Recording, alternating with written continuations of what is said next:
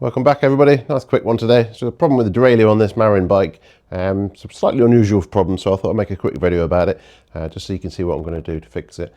Not just the usual case of gears not working, slightly more involved in this one, so let's have a quick look. So customers complaining the bottom few sprockets here are not indexing properly, so let's just try that. Right, that's me dropping the lever down to this 12th sprocket, and as you can see it's nowhere near it. So it should be down here by now on the smallest one. So if I physically pull the derailleur over, it will go. So we know it's not a limit screw issue. It goes straight back up when I do that. Cable tension feels slightly tight. Let's check the derailleur hanger alignment. I can see that by eye, I don't need to check it, but I'll just show you. So in my experience of 30 odd years, that looks pretty straight to me. I don't think that's causing the issue either, so what else can it be? So at this point you might go down a rabbit hole of changing all sorts of bits and pieces, twiddling with all the screws here, changing cable tension, adjusting your B-stop screws, changing your limit screws, ordering a new cassette, changing the dropout hanger, new chain, everything, and then take it to a bike shop. And then I'll find it in 30 seconds what the issue is. There's nothing to do with this end, that's the other end of the bike. So the problem's actually here. This barrel adjuster where the cable comes in, the cable's obviously been kinked over at some point like this and damaged the end cap in here. So that is effectively changing the cable tension, making it tighter, which is pulling the derailleur up to the next sprocket and not allowing it to drop down there. So if I was to hold that straight, it would probably shift down nicely. So what we're going to do, disconnect the cable inside the shifter, pull the inner all the way through, trim off 10mm here. We've got plenty of slack here, we can easily trim off 10mm, fit a new end cap, and then we can re-index the gears. This housing on this bike is a full housing all the way to the derailleur from the shifter. It is semi-internally routed down the down tube, so we don't really want to change it if we can help it. I don't believe we need to, because the rest of the cable's in good condition apart from that piece down at the end. So what we're going to do is literally just disconnect this cable here, chop the end cap off, and try and pull the cable, the inner cable, all the way through the bike, and sort the other end out and re-thread it through. Worst case scenario, we might need to fit a new inner cable, but to just loosen that off. Got this end cap off. It's always very difficult when you pull a cable through to get it all the way back through a housing with a kink in it like this. That's the only challenge. We'll just try and straighten it out slightly. It will go fairly straight. If it starts fraying, that's where you're going to struggle. Like I say, it might not be possible, but we can try. Okay, so we're done at this end. I think we'll change this end cap at the same time because it's starting to look a bit tired. Like I say, the cable's plenty long enough to trim off a little bit here as well. I'll go back up to the shifter. With it being a Shimano shifter, there's just a little plastic cap that just pops out here. It's super easy. Pull this housing out that's damaged, you can see that now. And then we can thread this cable out of the shifter. And just push the cable out of the shifter like this, just pull it through. Just pull the whole lot out. Yeah, this cable's in really good condition, so we'll try and reuse it. This is the issue, this shouldn't look like this, it should be nice and straight. So once this cable starts to split like this, basically these are just strands all in there, they'll open up and cause you all sorts of issues with cable tension, so this needs to be spot on really. So we're just going to trim this piece off. Just to prevent any sort of corrosion further down, we're just going to cut off probably about 10mm, maybe a bit more. And you can see we've got nice clean shiny cable here now. Just open this up with a pick, make sure it's nice and round. It's got a metal end cap on here, slightly more durable. You don't need it, plastic one's fine as well, but wind this in because we might need to change cable tension. We don't have one on the derailleur, so wind it in and then out a couple of turns, leave it around about there. So we need to be able to adjust it both ways. And then we're just going to get this inner cable back through the shifter. So this could be just the only potentially slightly challenging part, is to get this threaded through. It looks okay. Right, that's through the shifter. Now we're going to get it through the housing. So just pull this cable here. I'm just pulling this with my finger and just click it. You'll feel this working perfectly there. That's nice. Drop this plastic plug back in. It's literally got half a thread that holds it in. That's it. Clicks into place there. Now for the potentially interesting part, we're going to get this through here. I think that'll be okay, that'll go through. It doesn't feel any resistance. This blue stuff here is a sort of PTFE lining that Shimano put on these cables. It does come off over time, but it's not a problem. That's stuck at the other end now on the other end cap, so we'll just look at that first. Because there's a tiny kink on this end cap, it's just not allowing it to come through, so we're just going to pull it off. Again, there's some corrosion there as well. So just pull the inner cable back, sort of 15-20mm. We'll chop this tiny bit off here, put another end cap on and thread it through. So I've just pulled that cable back through at the shifter a little bit just to give us clearance here. Chop that off. Again, open that out and we'll fit a new end cap on here. What we'll do is we'll thread the cable through first though.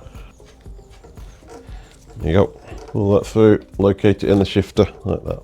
What you find, some of these metal ones don't fit into the derailleurs and whatnot. Just check first, this one's okay. Just thread this over the cable, onto here, back through the derailleur. This will back through there. Just be careful not to start fraying it, we've got this far. Just pull a tiny bit through from the frame because obviously that's a bit short there. So just thread it through so you've got enough so it locates in, that's fine. So this just goes behind here and back up here. Sometimes easy just to take this bolt out. So just pull this back through now. So make sure you're on the lowest sprocket, get it hooked around here, get the plate in the right position, and just tighten that up. Just nip it up lightly at the moment, just enough to hold the cable. And then we're just going to click the lever once, see if it moves. Yeah, that's fine. So we know that's going to move. Just clamp that on there, done. Right, now we can set the gears. So we've got a clutch on this derailleur, so we'll leave it set off where we set the gears, we'll leave that off. And just give it a go. Some speed up, back up one gear. There we go, back down one gear. Looking hopeful. You can hear that, just a little bit too much tension there. Trying to go up to that next sprocket. You can tell which way it's trying to go by pushing and pulling it. When it goes quiet, I'm pulling that towards me and it's gone quiet. So we know there's too much tension. If I just very, very slightly push that now, the noise increases, so I know it's trying to go up there. So we're just going to back that off at the cable tension. So the 2 extra turns we did it, we'll back that off now, and that's got rid of that noise. So let's go back down the block, make sure it still goes up.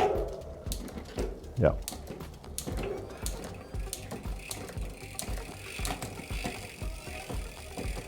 Still a little bit too much, really. Still too much cable tension on this, so I'm going to need to loosen this off because I've run out of adjustment at the barrel adjuster. So drop this back down and loosen that off. So just loosen this bolt slightly and just literally just press it down with your thumb just to pull a couple of millimeters through there and tighten it back up. What we need to do.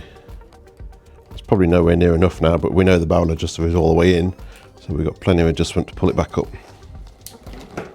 See, that's not quite making that shift now. One click, it does go, but it went straight back down. So now I can pull tension out to get it to stay up there. So I'm just unscrewing the barrel adjuster. Now we're up. Back down one gear, back up. Let's go up the cassette now.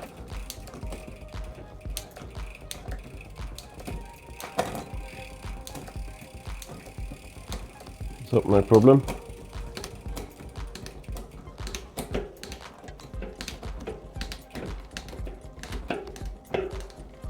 Down. That's how you do it. Right, one more thing we just need to do, just to double check, is because we've put 2 new end caps on, what I'm going to do is I'm going to press the lever very hard, without as hard as you dare basically, without breaking something, just to make sure these are seated in properly, and then we'll just check the indexing again. I'll just show you. So what I'm going to do is I'm literally in the 12th gear now, so I'm going to click this until I start to feel some resistance, and then sort of press this. Don't go crazy because you could potentially break something, but I've been doing this for many years and not broke one yet. And this is basically just seating these in, and then let that go, click it all the way back down. We'll just check the indexing again. Just check that again. What, 1, yep, 2, not quite there. Right, we need a bit more tension. You see it's gone up to that one, but it's trying to go back down.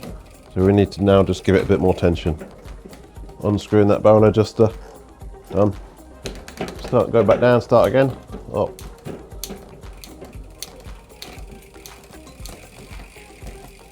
A little bit noisy there.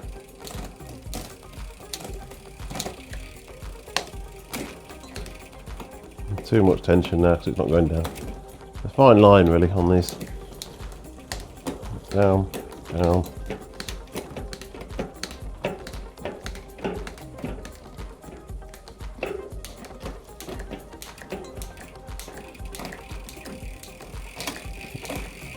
Pretty sweet. A little bit of resistance going to its biggest sprocket. I'm just going to open up this limit screw, quarter of a turn. So generally speaking, these should never ever need adjusting, these limit screws. But I can just feel it's just a tiny bit of resistance going up onto this biggest sprocket. So I'm just going to open this up.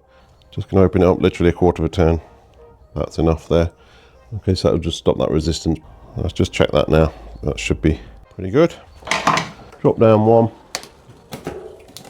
Right, that goes up there much easier now. I don't feel any resistance in the lever. So what I'm going to do now is I'm literally just going to push this derailleur over with my thumb, trying to push it into the wheel. There's no way that's going in the spoke, so that's fine. So we're done. Easy. So I thought I'd just show you that one. It's a dead quick one. It's very, very easy just to go down the rabbit hole of sort of changing everything on the back end when it's actually nothing to do with the back of the bike. It's the cable housing itself at the front of the bike. So cable condition is absolutely critical on an index system. You've got to be absolutely perfect. Any sort of kinks or damage or corrosion is not going to work. So the first thing really in my experience, unless the derailleur hanger is bent, chain's totally worn out, the next thing you're looking at is cable condition. So you can see what a simple repair it is and what a big difference it's made to the bike. So thanks for watching. If you're enjoying the channel, please consider clicking subscribe or the like and all that great stuff. The channel's growing really quickly now and it's been fantastic feedback from you guys. So thanks for watching and stay tuned for more. Thank you.